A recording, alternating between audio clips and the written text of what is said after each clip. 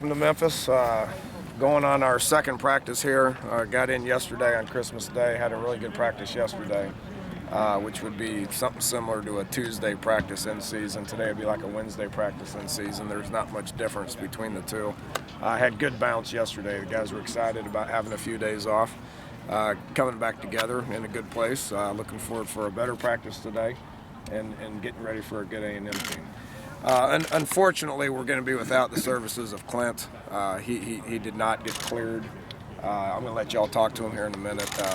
But he didn't get cleared, so we're going to be without him. Skyler will be our starter. He's taken about 90% of our reps the entire month anyway.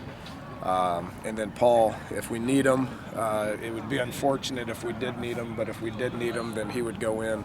Logan Moore is also taking some reps. If a helmet pops off, probably going to put Logan in there, but if something happens to Skyler, then we'll go with Paul so we can try to put our best foot forward to be able to win the game. So with that, take some questions real quick. What's your reaction there for Clint? Obviously a tough situation for him. It's got to be hard for you to see him not be able to finish it off. Unfortunate, just because he's done such a good job for us. He's been our starting quarterback. I still consider him our starting quarterback. I mean, his senior year didn't end the way that he wanted it to. But with that said, 10 and a half good games, and put us in a position to be able to play in this bowl game. Played really good for the first 3 quarters of the year.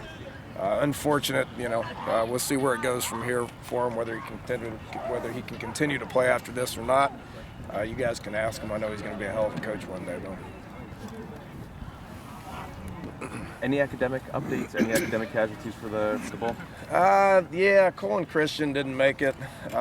Brandon Jackson didn't make it. So their senior years ended 1 game earlier than we anticipated. For you guys, you said nice bounce coming in yesterday. Any concerns about that when you have guys for an extended break? You said you wanted to give them some time, that they'll come back maybe a little flat. And what was it that you liked yesterday? Is Ed the only one asking questions here today? I was a little concerned with it. Probably gave him off 1 more day than I'm accustomed to, but the way the schedule worked out, we wanted to give them a few days off. It's just kind of how it worked out. So we wanted to knock the rust out of them yesterday. It's hard to travel and then immediately get them out on the practice field. It's kind of tough to do that from just a scheduling point of view. With that said, boy, they had a good bounce. Their legs were fresh. They were excited about being here. That's Bowl 101. If the guys are excited about being here, then they're going to have a good bit of bounce. So our guys, based on what happened yesterday, I think our guys are pretty fired up about being here.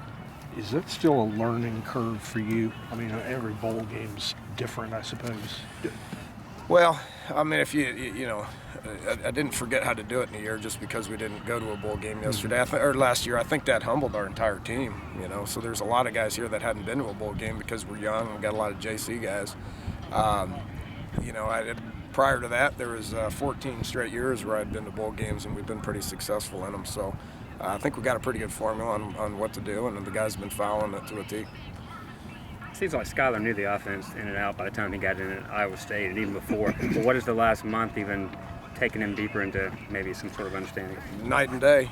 I mean, before we put him in against Kansas State, I was concerned. Didn't know how he'd react, and handled it well. And I think that gave him a bunch of confidence to where he got better in the Iowa State game. And I've seen considerable improvement here in the last 4 weeks. And even looking back to last summer when it looked like he was going to sit out a year, can you even describe the kind of leap he's made? It's night and day. I mean, we didn't think he was ready.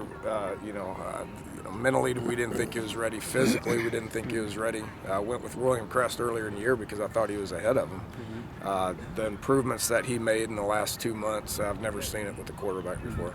That is a true sophomore. Not to demean what he's done, but was his elevation to that almost a matter of you didn't have any choice other than pretty much there? Yeah, because at that point we wanted to save Paul going into his senior year. You saw Clint improve going into his senior year, so we thought Paul would show that kind of improvement as well. So we wanted to save him, so the next guy up was Skyler, and he took advantage of the reps that he was allowed, and he's shown a ton of improvement. Is Kevin White at 100% or just slightly off that, or where do you see him? Probably he needs to be. I mean, he wasn't against Iowa State, and it hurt us offensively, so he's back to where he was. He's getting on the same page with Skyler, which that takes some time as well. So, I'm going to let y'all talk to Clint real quick, okay? Dan, do you have an update on Jackie? I don't. I talked to him 2 days ago. and he's in a good place. I mean, it's an unfortunate situation. It's something that I talk to our guys about a lot, about not being in those situations. But hopefully he'll be joining us here in a day or two. Yeah, thanks. All right.